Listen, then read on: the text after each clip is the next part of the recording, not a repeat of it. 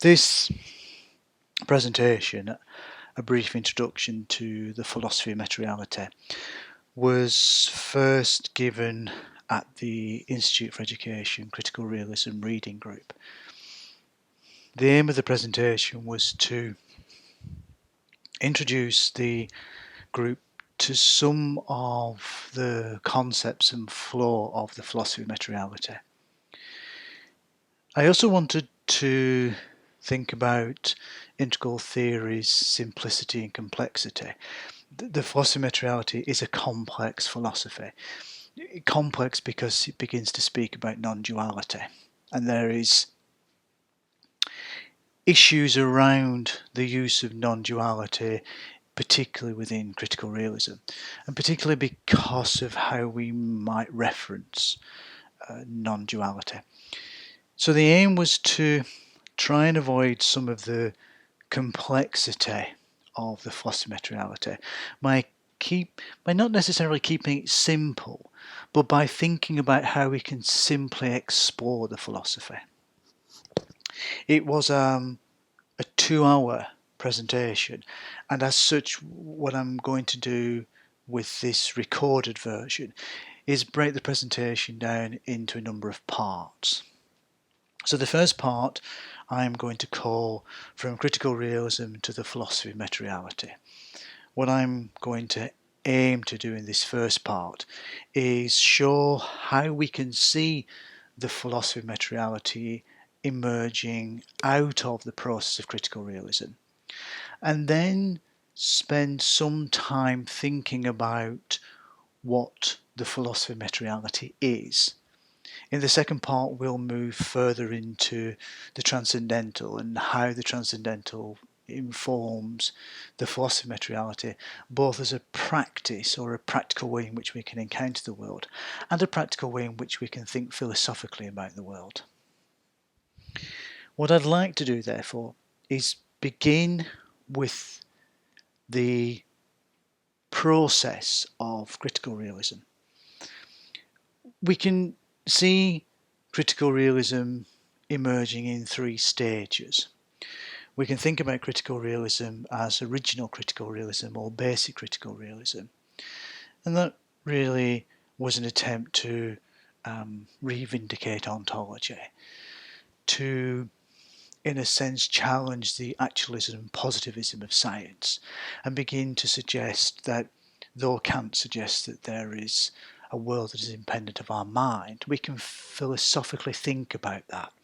So in the original critical realism, what we were attempting to do is philosophize about the things that might exist ontologically to support science in its development or understanding of those ontological things.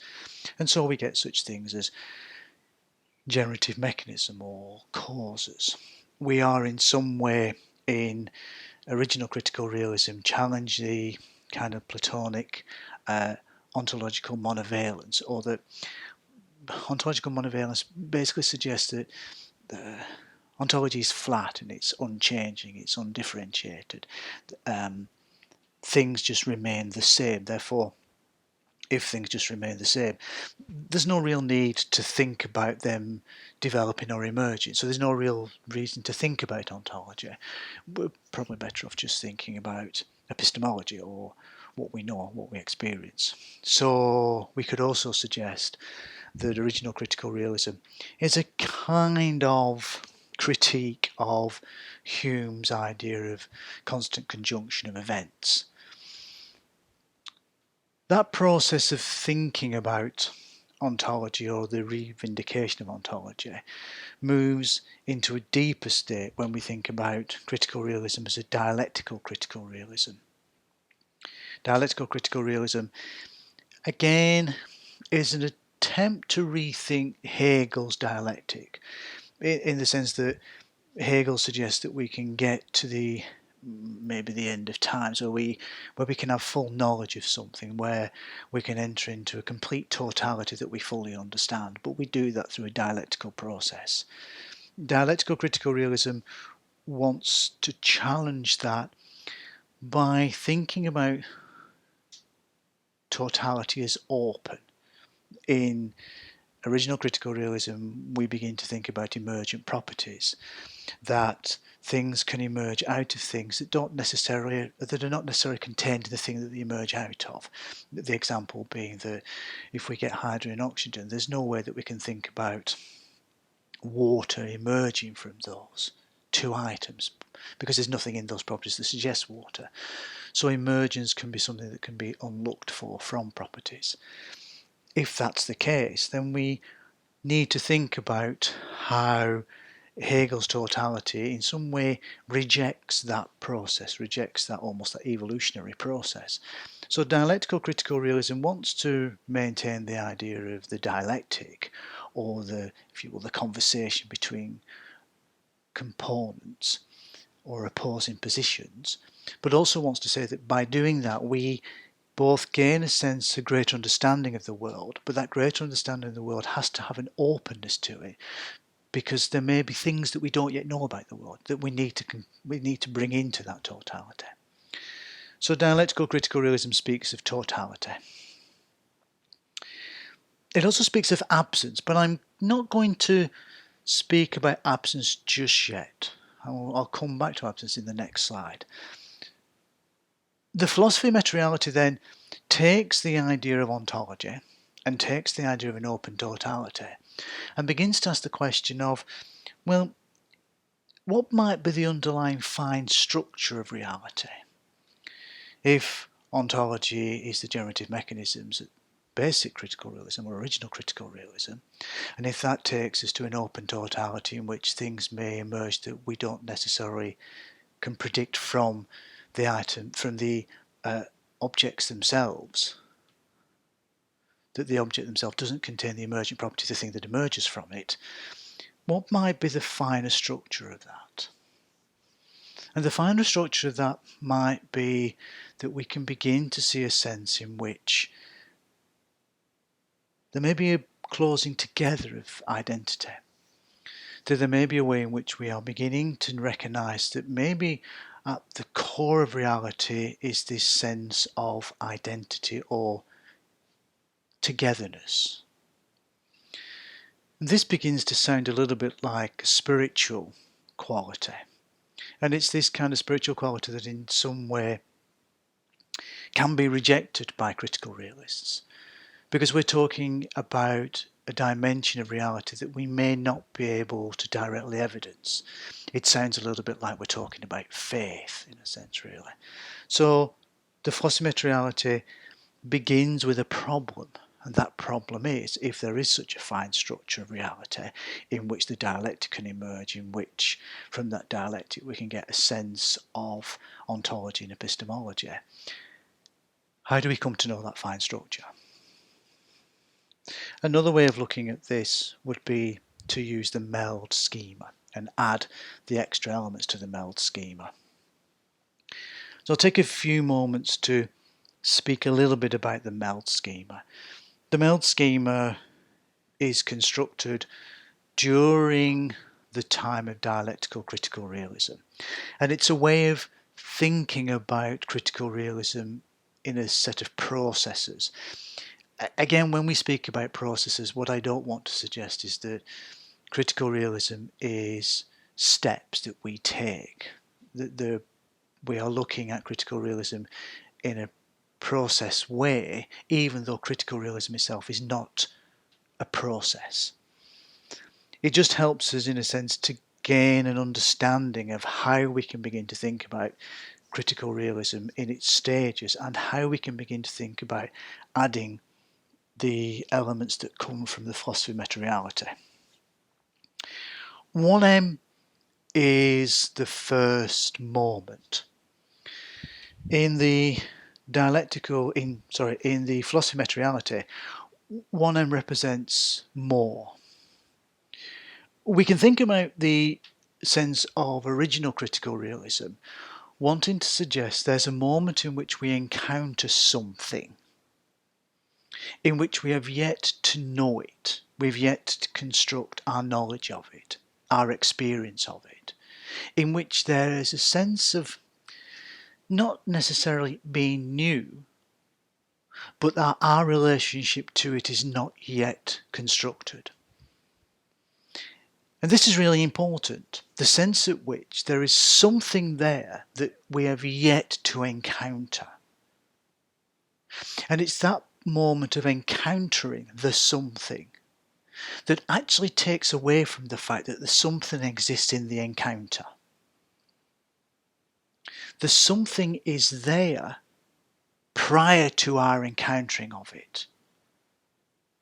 And that something may have an effect on us or may not have an effect on us. It may be realised or unrealised, but that something is still there. And this Bhaskar names as the intransitive dimension. The dimension in which the thing exists, unrealised, unrecognised, but still is there. When we encounter the thing through our experience of it, through our knowledge of it. And that's the transitive dimension.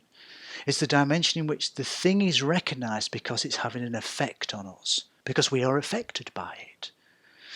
But if we talk about the effect that that thing has on us, we're talking about a sense of our knowledge of the knowledge of something. We're talking about how it has effect on us. We're talking about the effect of the something rather than the something.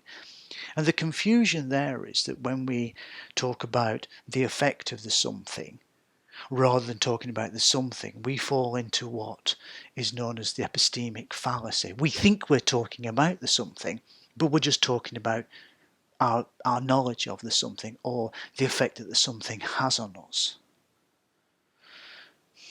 It's a little bit like I'm recording this presentation in a room where the sun is shining through, and I can really talk about the heat and the sweat and how the sun begins to sap my energy. I can talk about all the effects of the sun and think that I'm talking about the sun, but I'm not talking about the sun. I'm talking about the experiences or the effects that the sun has on me. So in the first moment of original critical realism, we want to point to the sense at which there is something there that is independent of us that we only know in the moment of our encounter.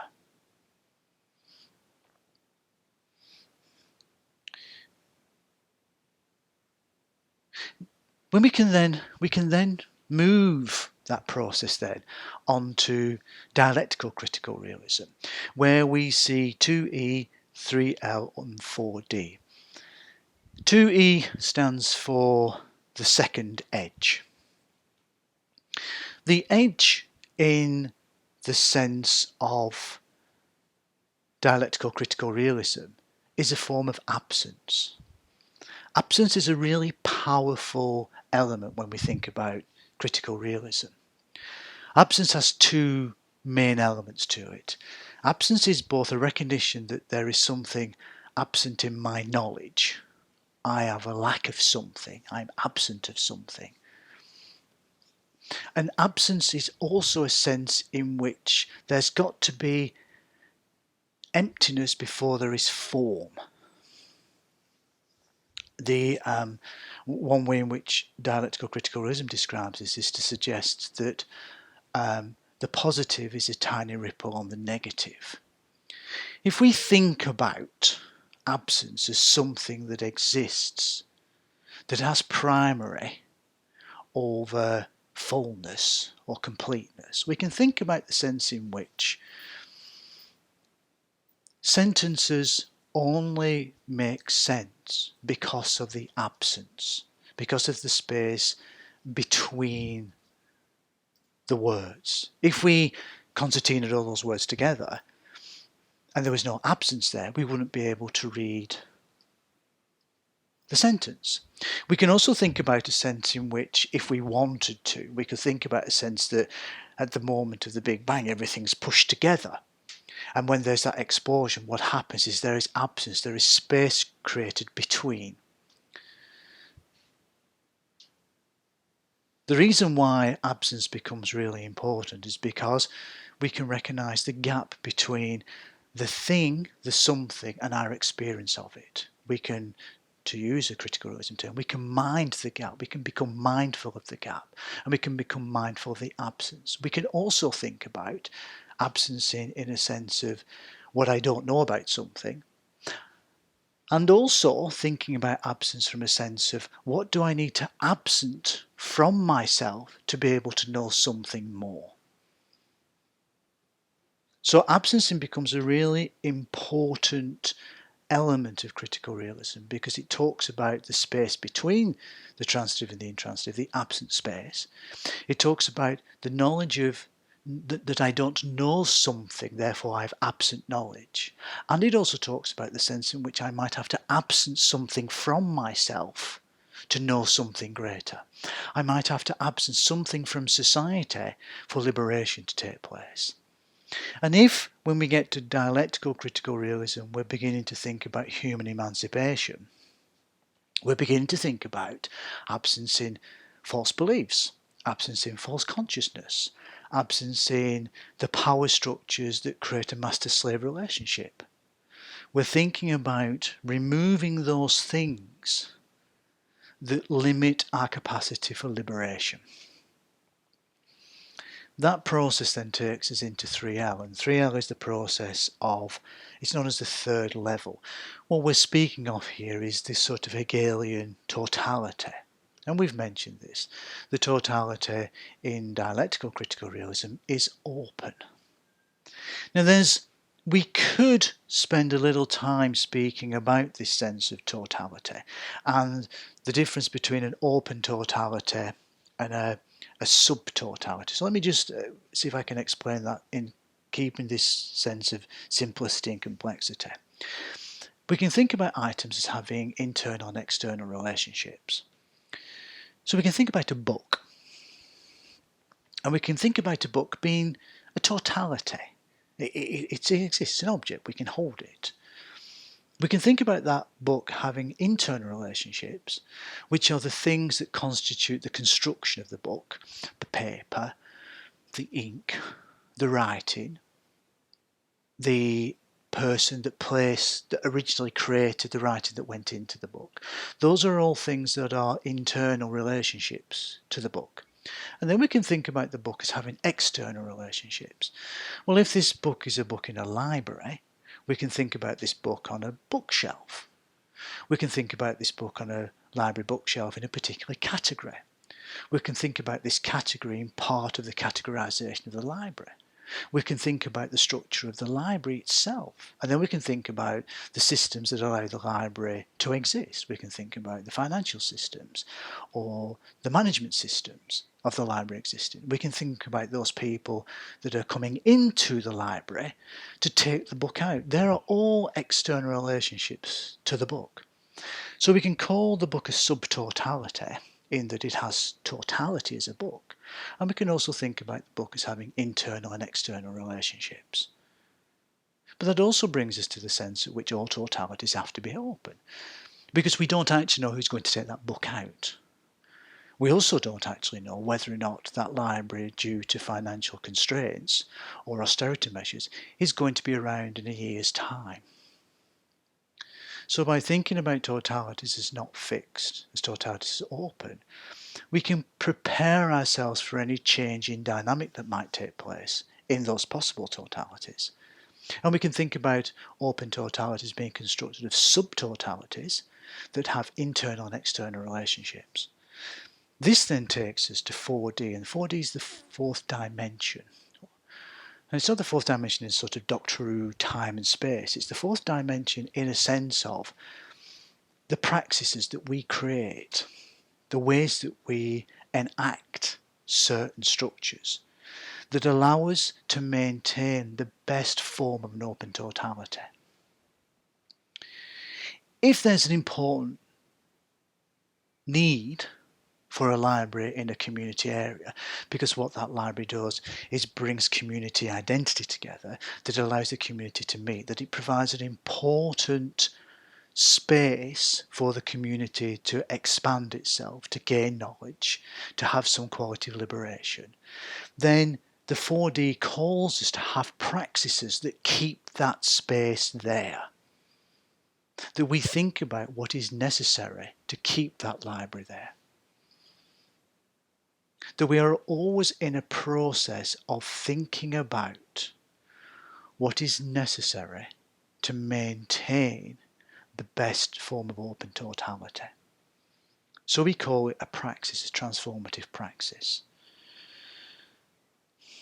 We're now beginning to really take that kind of transcendental question of what kind of things exist and really stretch it out now into human interaction. So we've gone from a kind of the original critical realism or basic critical realism's re-vindication of ontology, for philosophy to philosophize about the sort of things that exist and to support science in its investigation of those things that kind of exist so that we can avoid the Humean causal conjunction. We can think about how values and facts can manifest together. We can think about the necessity for ontology. We're now moving into, in dialectical critical realism, we are really beginning to think about the kind of things that exist for human beings to interact with each other in a way in which we support a liberation of each other. The subtitle of Bhaskar's book on dialectical critical realism could be the pulse of freedom. It's the sense at which human beings have an inherent drive for freedom, and it's an inherent drive for freedom in each individual. However, we want to think about that drive for freedom as inherent in humanity. So we get two processes or two forms that come from dialectical critical realism. We get identity over difference, unity over split. We are beginning to move towards a sense in which there is a togetherness. There is a way in which we come together. There's a constellational sense of humanity working together, because ultimately humanity is the same.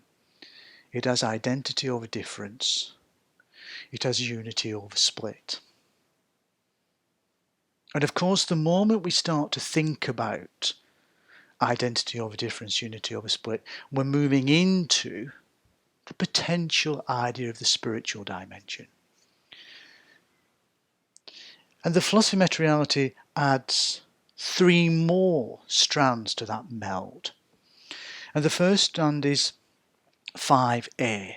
And 5A is really just it's the awakening. It's the realization that if we are together, if we are unity over difference, identity over split, that there's a sense at which there's something more finer in the world, there's something stronger in the world pulling us together. And we're beginning to ask that reflective question of what is that thing? It's the sense at which we are beginning to ask a very deep transcendental question. What's that something that exists that means that we are all interconnected? But beyond being interconnected, we all appear to be the same.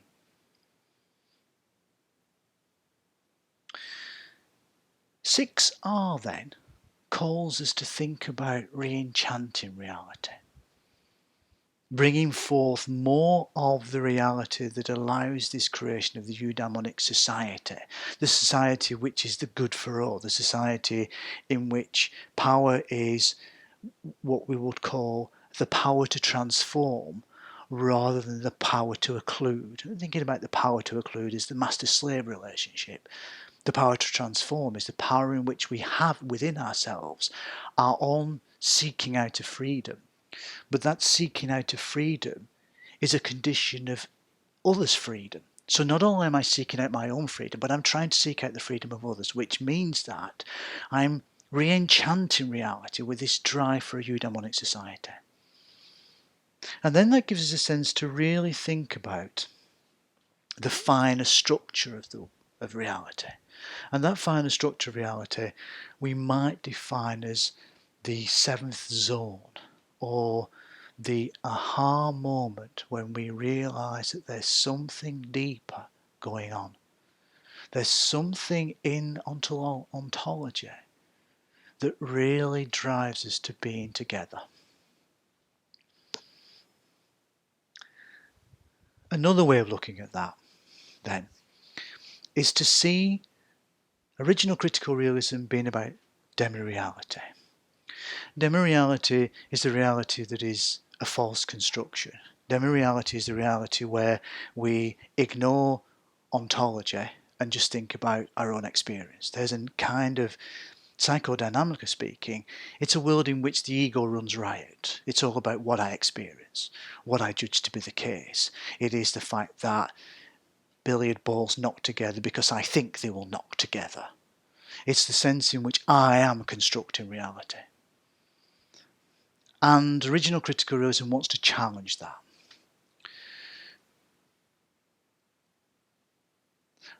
Relative reality is the sense in which, in reality, we relate to each other. We connect to each other. There is a dialectic between each other. The relative reality is the reality that we kind of tend to move about in from day to day. It's a fact that there are things independent of us that we might need to relate to. And what dialectical critical realism is doing is trying to develop a way in which we can create that relational connection. And the philosophy of meta-reality is about absolute reality. It's about a reality that is no longer relational because it's a reality of togetherness. It's a reality of identity. It's a reality of connection. It's what reality truly is. And one final way we can think about the process of critical realism is to think about original critical realism is about dualism. And I like to think about dualism as a battle. It's a battleground, a fighting ground. It's a way in which we argument my ideas against your ideas. It's a way in which we separate out. It's a way in which we create schism. And we create schism primarily because my experience is better than your experience. My value is better than your value. My belief is better than your belief. We get caught up in epistemological identification of things that we begin to forget about the thing that we're trying to identify from. To use a dialectical critical realism term, we don't collapse the semiotic triangle. We don't think about the thing we're referring to. We think about the sign or the symbol as the thing that we're referring to, rather than think about the thing that we're referring to. So we are constantly in fight and battle. Duality is the space in which things come together. Dialectical critical realism is really beginning to think about bringing these two things together. It wants us to create this constitutional quality of reality, where I recognise that you may have a different perspective on an event, on a something, and you recognise that I have a different perspective on the something. And if we bring those two perspectives together in shared constellational communication, we might gain a greater sense of that something. And we can do that because the sense in which the something we are aware of now acts independently of us. And what we want to do is know that thing with more quality, to know that something with a deeper sense of identity. To think about it, we want to begin to know it alethically. A non-duality is the fine structure of the world. The philosophy of materiality proposes that all society interacts because of non-duality. Roy Bhaskar used to speak about how we all walk around in busy cities and never bump into each other. That we have some way in which we are aware of each other even though we are not aware of each other. That even though I can be contemplating what I'm going to buy from the supermarket while I'm walking to the supermarket. So I'm completely, in a sense, no longer present to the moment of walking. I don't bump into people, particularly now that we appear to be addicted to our mobile phones to the point at which we never look up, we never see who's coming towards us, we still don't bump into each other. And so Bhaskar in the philosophy of materiality is pointing to a fine structure, and that fine structure is a transcendental structure. And in the second part of this presentation, we'll talk about how the philosophy of materiality begins to think about the transcendental. It might be useful if I just slightly sidetrack a little bit and sidebar into non-duality. Non-duality, I'll kind of read the slide first of all. And this is from Non-Dualism, A Brief History of a Timeless Concept by Michael W. Taft. We can contrast non-dualism as a philosophy with non-dual awareness as an experience, with the caveat that technically, according to some, non-dual experience is not an experience proper. While non-dualism is a philosophical construct that uses words in an attempt to describe what is ultimately real, non-dual awareness is an experience in which the subject-object dualities that characterize human experience appear to vanish. I've chosen this quote because this quote could be a quote about critical realism. One of the criticisms of the philosophy of materiality comes about because we tend in the West to think about non-dualism as a kind of spiritual thing, a spiritual experience, which of course you can't really have an experience of, because to have an experience of something means there has to be an experiencer, and to be an experiencer of something means there has to be duality. So we can't really have an experience of non-dualism. But the spiritual traditions, or the Eastern traditions, the lineages of the Eastern traditions, weren't just talking about an experience that they were having. They were trying to grapple with what is real. They were trying to grapple with the ultimate reality. What is ultimate reality? And just as original critical realism and dialectical critical realism are doing the same thing, they are grappling and struggling with what is real. Non-duality as a philosophy is doing exactly the same thing.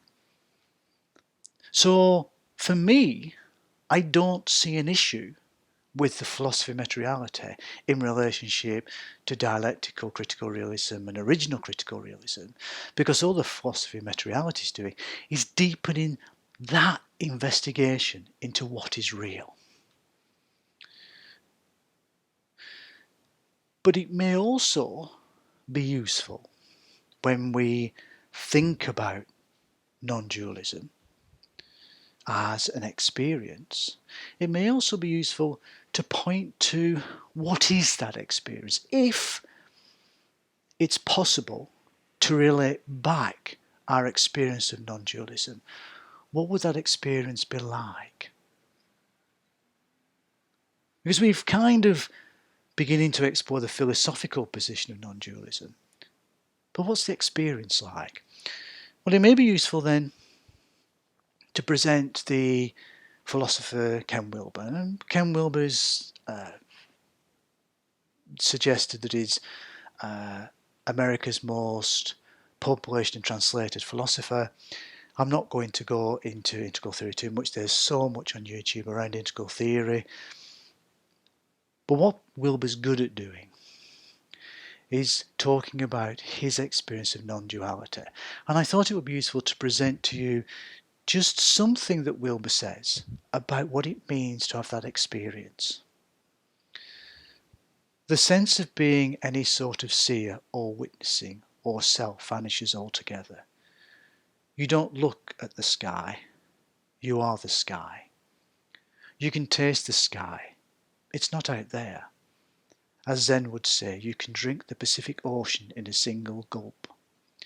You can swallow the cosmos whole precisely because awareness is no longer split into a seeing subject in here and a seeing object out there. There is just pure seeing. Consciousness, and its display are not two. Everything continues to arise moment to moment. The entire cosmos to arrive moment to moment. But there is nobody watching the display. There is just the display. A spontaneous and luminous gesture of great perfection. The pure emptiness of the witness turns out to be one with every form that is witnessed. And this is one of the basic meanings of non-duality.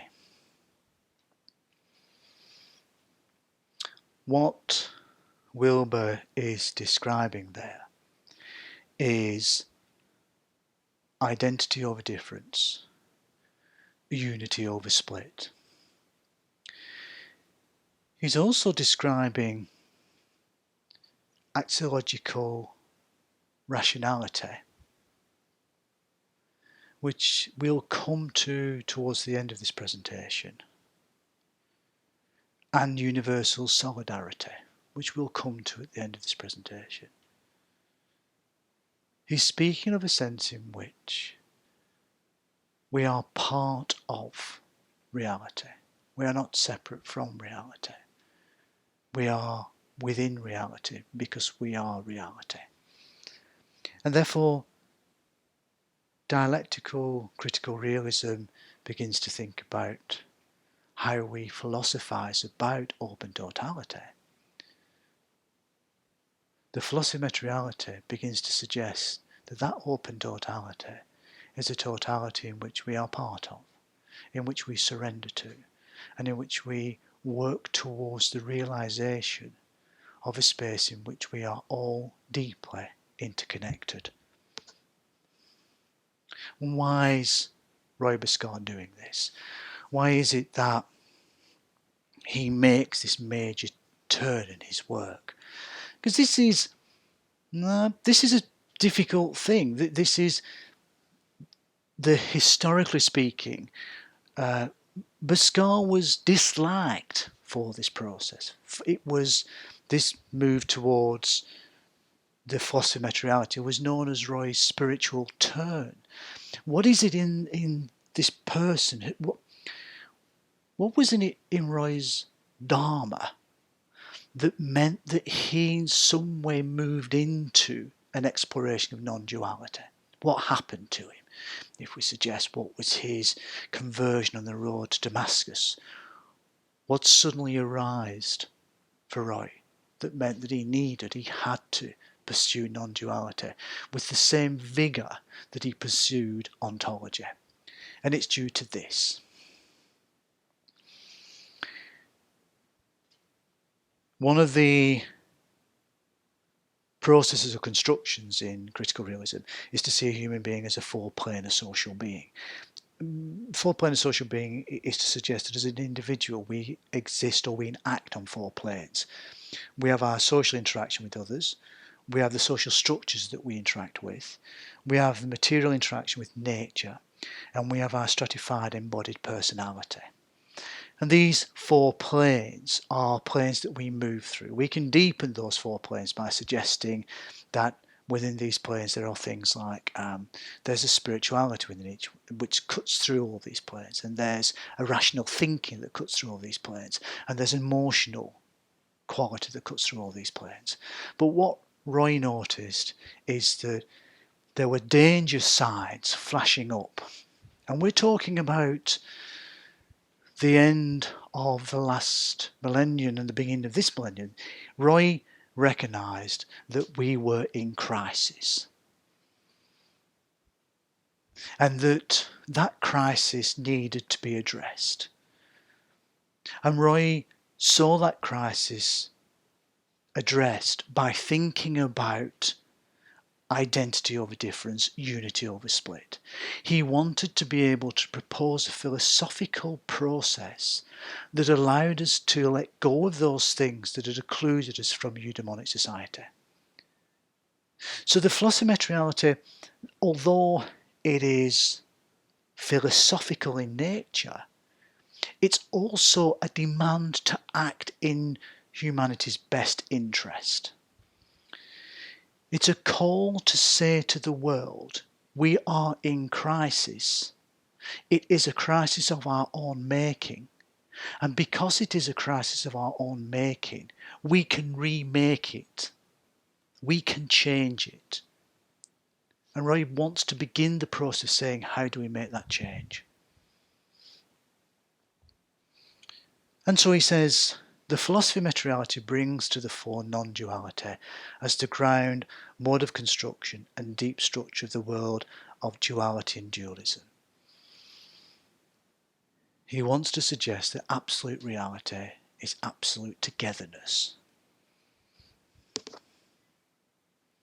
And these are some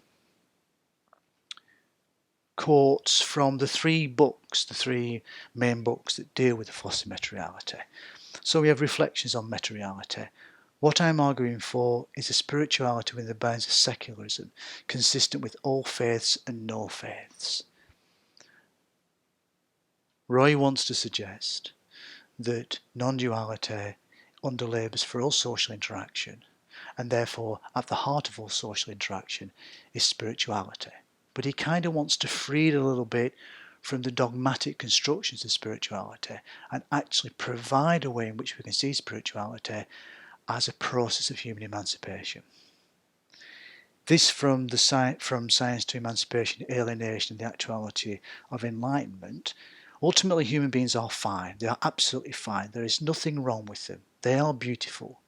Realism can only be conceived to be true if it reflects a deeper, more basic level which most of us have not fully developed or have so overladen with structures that are irrealistic in character that we find it difficult either to see why most people are irrealists, rarefied or unfree, or to believe that realism, freedom, spontaneity, creativity, love can actually be ethically true.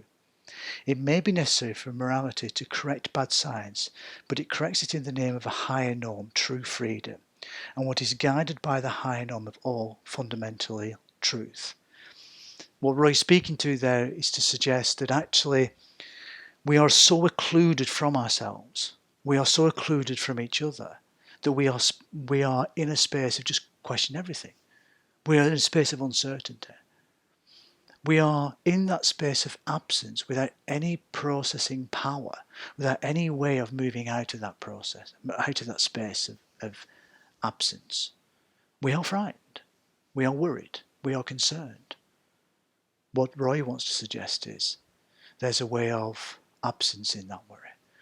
There's a way of removing that concern by bringing ourselves back to what is ultimately true. And what is ultimately true is fundamental truth. And then finally, from the philosophy of materiality, it is not that there are starry heavens above and moral laws within, as Kant would have it. Rather, the true basis of your virtuous existence is the fact that the starry heavens are within you and you are within them.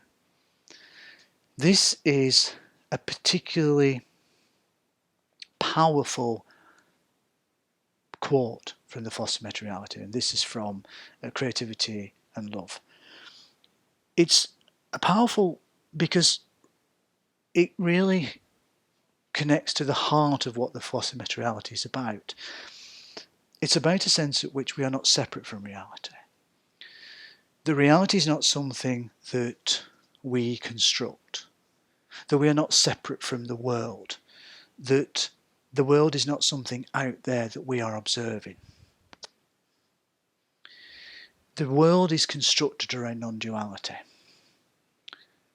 So we can then begin to say, well, if the world is constructed around non-duality, how does Bhaskar begin to think about non-duality? And he has three ways in which he thinks about non-duality. The first one is it's the basic all ground of the realm of duality, which is non-dual, as the non-dual being ground state and cosmic envelope. Ground state and cosmic envelope are terms specifically for the philosophy of materiality, and we'll kind of come to them in the second part of the presentation. The way in which we communicate with other beings, especially human beings, but even more generally, perceive, see, read, follow, understand things in the world, and as a necessary component of any action at all, including speech, thought, etc. It's the transcendental connectiveness that exists between myself and you that allows communication to take place. A very strange process, I guess, is that I am doing this presentation in an empty room. I'm doing this presentation with a headset on and being recorded. But in a strange way, I'm doing this presentation to you, the viewer. And I'm doing that because you are there with me. Every time you view this, you are there with me. We are in transcendental identification, even though we never meet each other, even though we'll never be in the same room together, or possibly never in the same room together. When you and I communicate through this medium, we are in transcendental identification. And I'll speak more about what we mean by transcendental identification in another part of this presentation. But not to point to, because you are aware of me, and because I am allowing myself to be aware of you, it feels to me that I am speaking to you, even though at this moment in this room, you're not here. But to me, you are still present. And that's really what Roy's beginning to suggest about non-duality, that you are present because I identify with you. And also we can think about non-duality then in the philosophy of materiality as the deep interior or fine structure of any aspect of being, which through the power of perception of awareness can be traced back to its ground state, which provides us, as we can see, a powerful way of disconnecting elements that form the heteronomy both inside and outside the field of an embodied personality. Complicated. So let me see if I can really simplify that. Non-duality is a process to become more connected to non-duality. Has to be a process of shedding those things that are in some way constructing our ego, that are keeping us in this space of being separate from other human beings. And there's many practices. The Eastern traditions are full of practices about how we shed our egoic self. The Western practices, there are more and more Western practices that are sort of beginning to develop. One that pops into mind, I think, is Judith Blackstone, who uses movement as a way of shedding this kind of egoic contractions within the body. Wendy Palmer, who works with conscious embodiment, uses Aikido practices.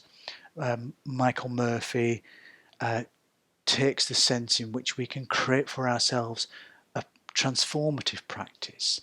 All these practices, and particularly the practices that come from integral theory, and also some practices that come from the philosophy of materiality, which we could call working practices, working in ourselves to release ourselves from, or shed from ourselves, those things that are separating me from you. And when we do that, when we take on those practices, those mindfulness practices, we can begin to feel into that fine structure, and we can begin to experience what Wilber spoke about experiencing, which is that dropping away of awareness, just being present, or to use the Eckhart Tolle term, that we're allowing ourselves to be in the now moment. The other thing I want to point to is the importance of love in the philosophy of materiality. This is a long quote, so I'll kind of read it through. It's from Lerner Gurnason's book, Contradictions of Love. It's a brilliant book in which she speaks of how love as a generative mechanism existing ontologically, we then turn into a commodity, and within relationships, we spend or don't spend that commodity, or we do things to gain more of that commodity. It's a fascinating book from that sense of taking love to be not ontologically present, but epistemologically present. And she says, in the philosophy of materiality, love plays a crucial role. Love, in Bhaskar's terminology, is the totalizing, unifying, healing force in the universe. And just by virtue of there being a universe or one verse, it is the most powerful force in being. Hence, the central place of love is intrinsically connected to the fundamental role of non-duality, unity, identity in Bhaskar's general ontology.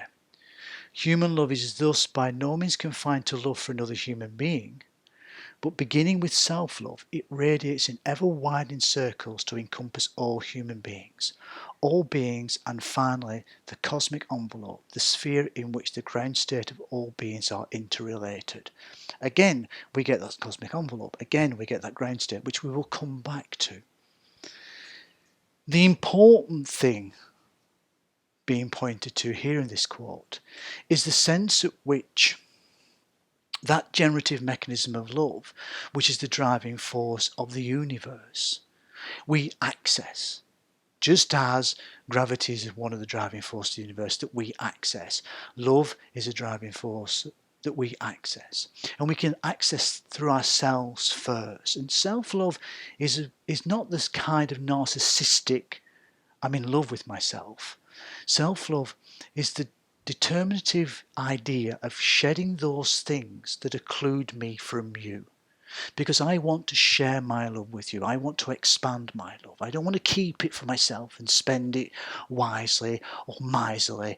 I want to notice that my self-love is a radiating of that universal one-verse love, that then I want to widen out by shedding those things that stop me from widening it out. Now let's look at that. Let's think about what would happen if everybody in the world did that. If just for a moment we stopped and just did that simple practice of shedding those things that are stopping me from allowing my self-love to expand into your self-love, we would be interconnected in love. We would be interconnected in the one verse of that universal force of love. And that's something really powerful.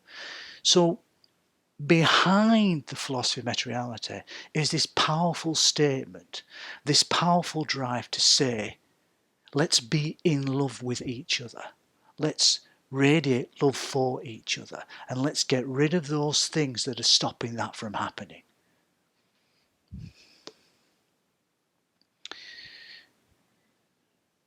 And we want to stop that from happening because we can begin to think about the philosophy of materiality having two elements to it. This comes from Ming-Yu Sung's book, Reality and Self-Realization, Bhaskar's Metaphysical Journey Towards Non-Dualism, Emancipation.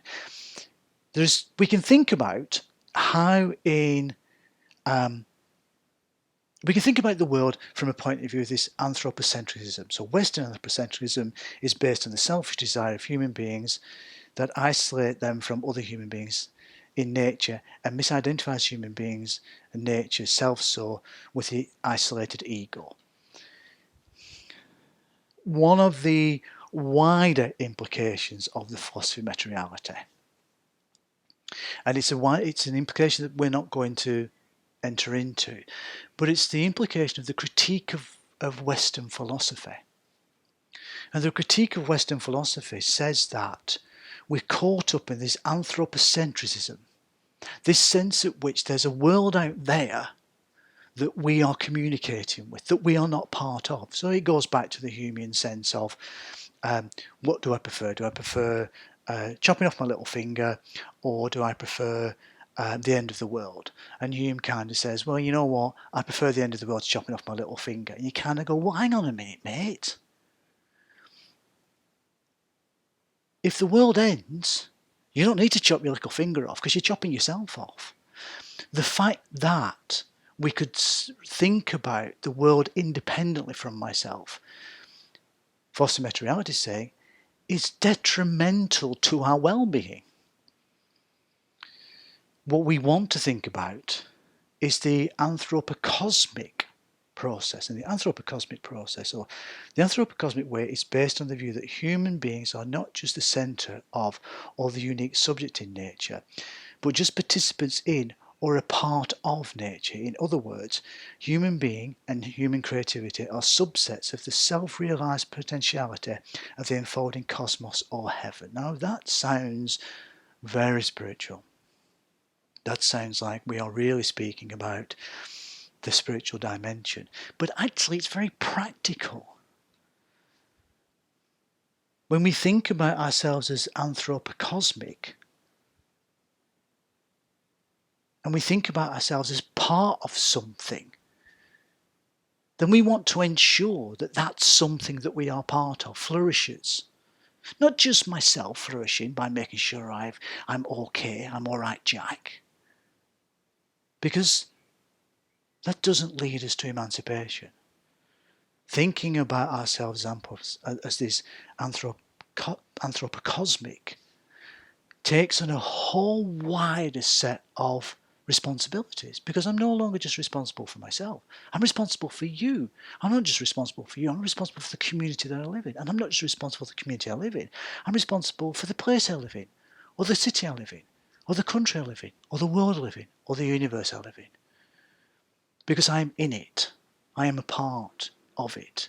I'm not apart from it, I'm a part of it.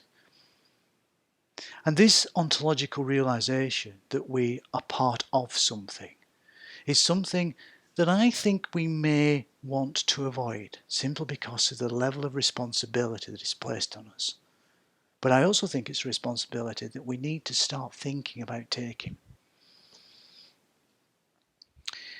And that brings us towards the final slide of this part of my presentation.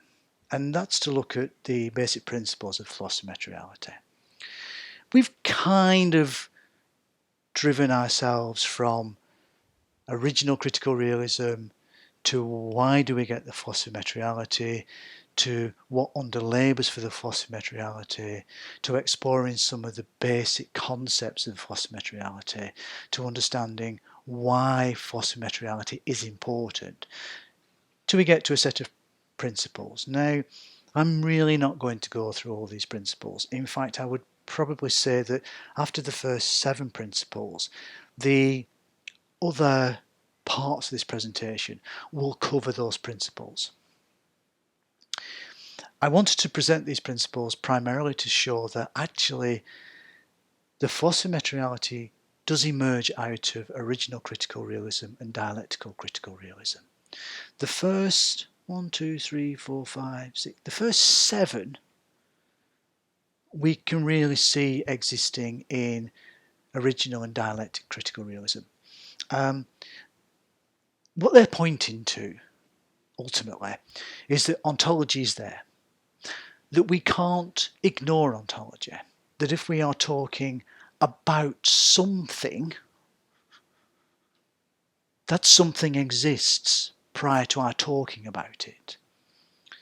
And that one of the processes that we want to think about when we are beginning to explore ontology is to see how we can get to the elliptic formation of something, the elliptic truth of something.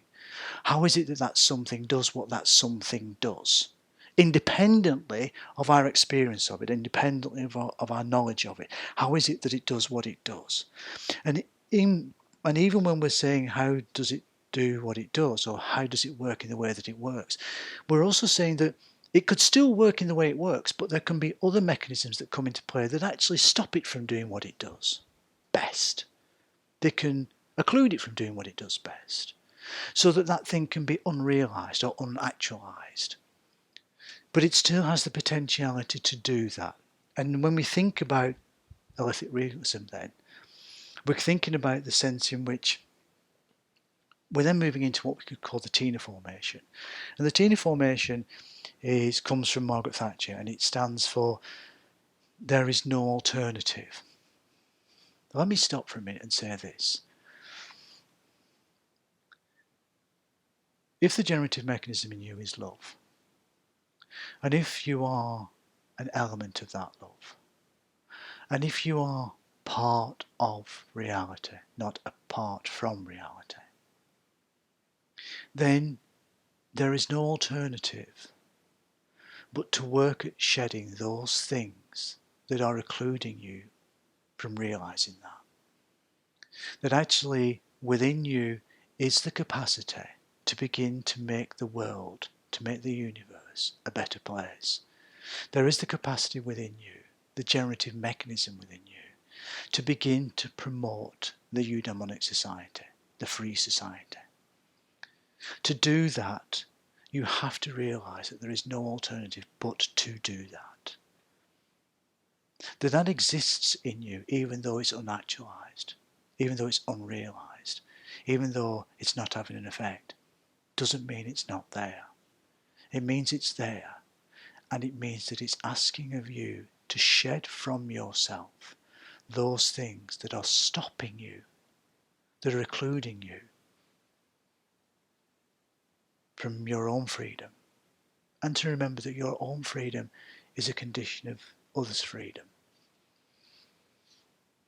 So we can really begin to see how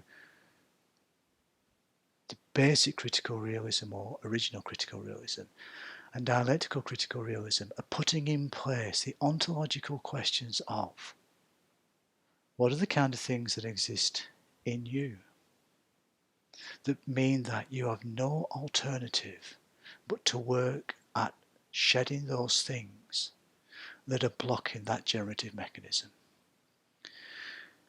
And the philosopher materiality would say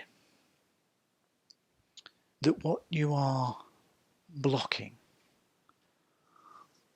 what needs to be shed, is love, is your creativity, is your will to want to move forward. So we can see in some way that the philosophy materiality is a process of creativity, will, love and right action. Or if we kind of put them into a critical realism methodology, we might say that it begins with the will. It begins with the will to want to shed. It begins with having that creative moment, to want to drive that forward, to notice what is absent, to notice what needs to be brought out of that absence, and to notice what I'm absent of.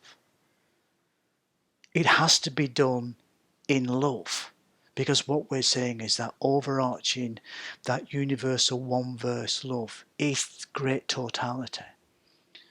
So with the will to want to shed, with the creative drive to have the practice in place to help us shed, we begin to free that totality of love.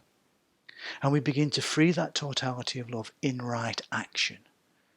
And right action is the action of my freedom as a condition of your freedom. And therefore what we're doing is, when we go back to the dialectical critical realism, we are connecting to our pulse of freedom. Dialectical critical realism ends with the pulse of freedom. The philosophy materiality begins with how do we hear, feel and live in that pulse of freedom. Thank you. That's the end of part one of this presentation. In part two of this presentation, we will begin to explore the transcendental element of philosophy materiality, and how does the transcendental element of philosophy materiality really ground the philosophy and also grounds the practice. Thank you for listening, and I will hopefully feel you with me on part two of this presentation.